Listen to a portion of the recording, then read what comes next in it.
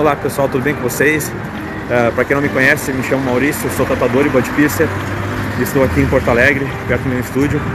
E o papo hoje é piercing e tatuagem menores de idade.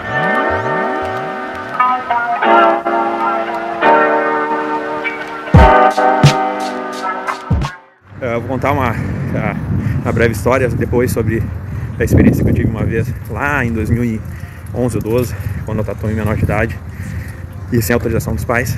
E agora que eu tenho um estúdio, esse estúdio tem bastante procura, tanto de menores de idade quanto pessoas maiores de idade, vamos por aqui.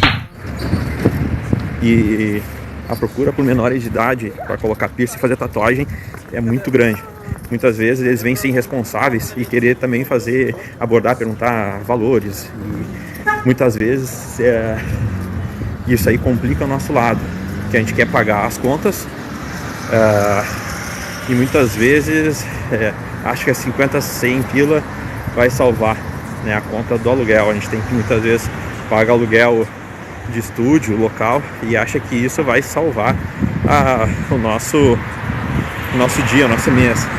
Mas o menor de idade ele tem uma peculiaridade, né? Tem a formação morfológica dele.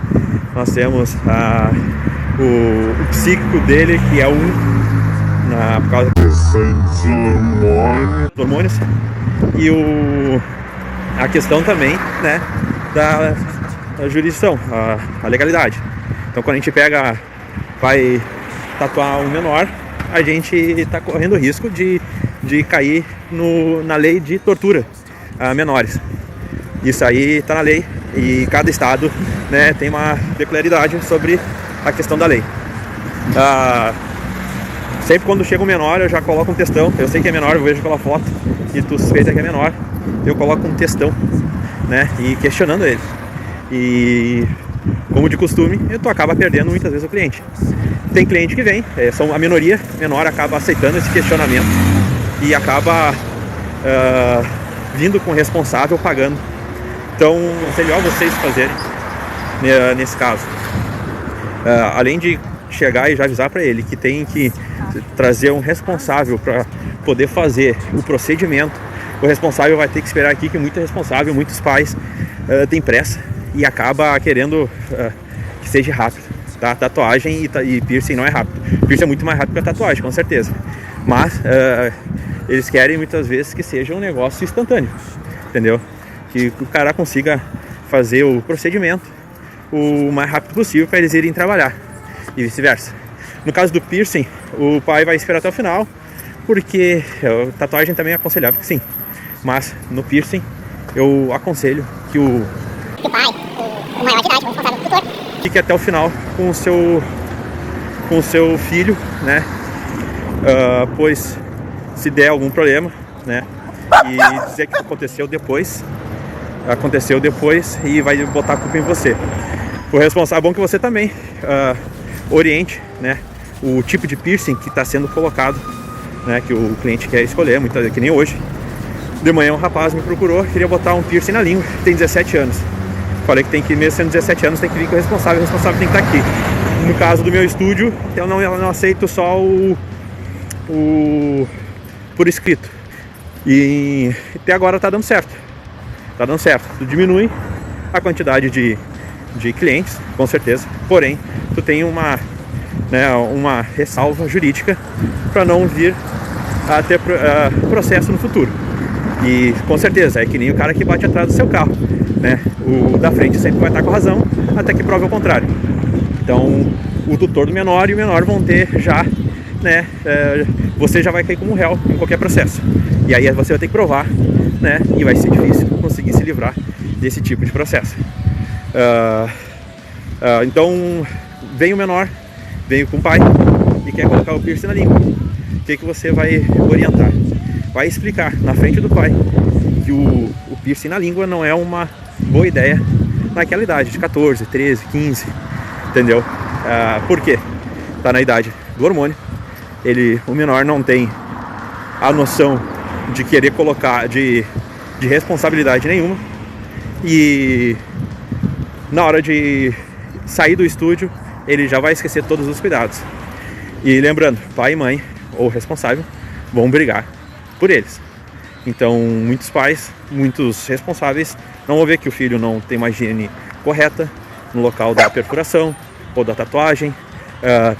No caso do piercing da língua, vai querer beijar todo mundo à noite e vai haver contaminação cruzada, ou sexo oral, ou pelo menos pelo beijo. E aí sim vai haver uma contaminação cruzada. Então você, tutor, ou pai, ou responsável, eles vão ter que estar ciente desse teu aconselhamento. E sim, tu vai perder cliente, com certeza. Perde cliente muitas vezes. Mas você se isenta de qualquer problema no futuro. Eu falei que na tatuagem pode ser que o pai saia mais cedo, ou mãe, ou o que for. É que muitas vezes a tatuagem vai demorar. Se o pai e o responsável estiver ciente do local que vai ser executado a tatuagem ou a perfuração, e na metade precisar sair ou ir depois o filho for, é um risco para você, mas pode acontecer. Mas pelo menos ele já está sabendo, né, que você tomou o devido cuidado de pegar tudo esterilizado, que o piercing foi no local desejado, ou a tatuagem, no caso da tatuagem, a demora está sendo executada da forma que foi planejado ali. Mas mesmo assim, se for muito jovem, cuidado, que a gente não sabe a cabeça do jovem ou a intenção do tutor. Também a gente está num nível aí de loucura da humanidade, em que a gente pode ter vir tutores ou um cliente procurar para poder fazer essa aplicação de piercing e no menor, e querer colocar também numa genitália. Você não vai aceitar nem com acompanhamento, de forma nenhuma, no acompanhamento do tutor ou do pai ou da mãe, porque aí a gente já caracteriza crime. E também, óbvio, né, a gente vê que não está batendo bem da cabeça, alguma coisa de errado, alguma maldade tá caracterizada ali. Então, sempre se precaver em pequenos detalhes, entendeu? De tatuagem ou piercing nesse lugar. O menor, ele não tem muito cuidado com banho, com limpeza oral, com jogar bola e bater. Tem um cliente que veio no meu estúdio, ele é menor de idade, veio com a sua mãe, eu falei que tinha que ser com a mãe, tal. Ele tentou trazer a irmã e a irmã não... Eu falei pra ela, a irmã não é legal que venha, eu preciso que seja o seu responsável, até pela idade dele. Eu achei que ele era um pouquinho mais velho, mas ele era bem novo, tinha 14 anos. E aí eu falei, tem que ser a sua mãe ou seu pai. E veio a mãe dele. Sorte que são do comércio do outro lado da rua, eu não conhecia eles, hoje eu já conheço. E assim, dessa forma, ainda mostrando todo o procedimento, os cuidados com o menor, você vai ter mais um ponto na sua carreira. E com certeza voltarão. Gostaram, recomendaram para um monte de gente no trabalho, da minha mulher, tudo. Mas vai ter ocasiões que sim, ele vai acabar sumindo e nem vai fazer lá no Zezinho da esquina. E vai acontecer que nem aconteceu com esse meu cliente que veio com a mãe, que ela relatou que ele tinha colocado na sobrancelha e que tinha infeccionado. Eles falaram mal do profissional, né? Não falaram mal, mas questionaram sobre o profissional, o trabalho profissional, e eu, como profissional que sou, não dei ênfase a esse tipo de argumento de querer esculachar o body piercer, né, que fez o trabalho, porque a gente sabe que também da porta pra rua tá sujeito a esse tipo de situação, de uma contaminação cruzada. No caso, o rapaz não teve contaminação cruzada, ele infeccionou a sobrancelha e o supercílio ali infeccionou e teve que retirar o piercing. E a gente sabe que, eu ainda chutei, pode ser uma bolada, um futebol, alguma coisa assim. Ele, sim, foi no futebol, ele jogou, não sei o que. Só que de início eles falaram muito do profissional. Então eu não posso comprar a briga de ninguém, eu tenho que ser profissional no momento, mais profissional que o outro profissional. Então essa situação vai ocorrer várias vezes para quem tem um comércio de tatuagem e body piercing. Alguns tipos de tatuagem também recomendo a não fazer o menor, né? Porque no futuro ele pode se arrepender. Então converse com o pai sobre certo tipo de tatuagem escritas, pois no futuro ele pode perder um emprego, perder uma promoção, ou fazer um concurso público e não passar. a gente sabe que tem preconceito e também a questão da cabeça que muda, né? Nossa cabeça muda conforme, nossos pensamentos mudam conforme vai passando o tempo.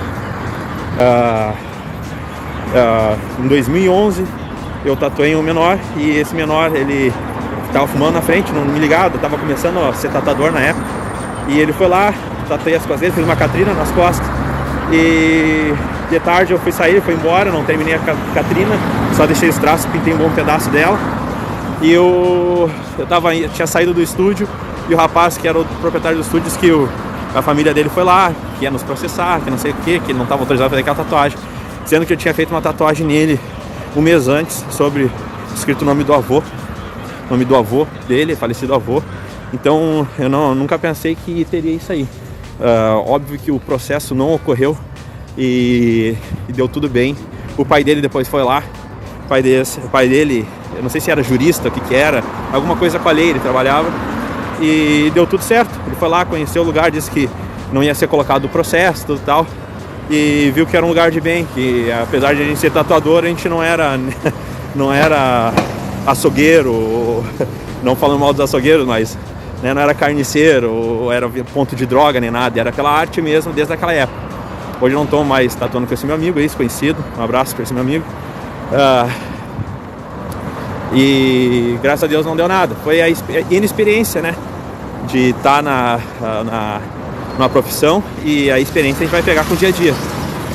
Então eu sempre aconselho a vocês que quando chegar um menor de idade para colocar um piercing, fazer uma tatuagem, que de antemão, antes de sair dando valor e querer agarrar pelo braço, já peça já avise que tem que estar com responsável presente, com documentação. O responsável tem que ser o tutor legal, ou pai ou mãe, ou né, esse tutor legal aí, se for adotado também, mas tem que ter um papel, tá, que diga, que informe que ele seja o responsável pelo menor. E quando chegar você oriente. Claro, se for na orelha, ali numa parte da orelha, não pega muita parte de cartilagem, uma parte da orelha tá bem tranquilo. Mas se for que nem um lugar específico, que nem hoje chegou e já quer colocar na língua o piercing, tem 14 anos, daí fica difícil, entendeu? Porque a gente, que nem eu falei no início do vídeo, vai ter contaminação cruzada e a culpa vai cair sobre você. O pai e a mãe normalmente oram pelo filho e ele vai achar que é o profissional que fez errado, e que nem aquela máxima da batida do carro, quem bate atrás normalmente já começa errado pro juiz. Então essa é a dica, pessoal, tá? Vamos se cuidar, vamos muitas vezes abrir mão de um certo valor, e porque dá BO e não é fácil escapar do BO, entendeu? Deixa seu comentário, seu joinha, compartilha se gostou, e aceito sugestões também. E é isso, é nóis, valeu!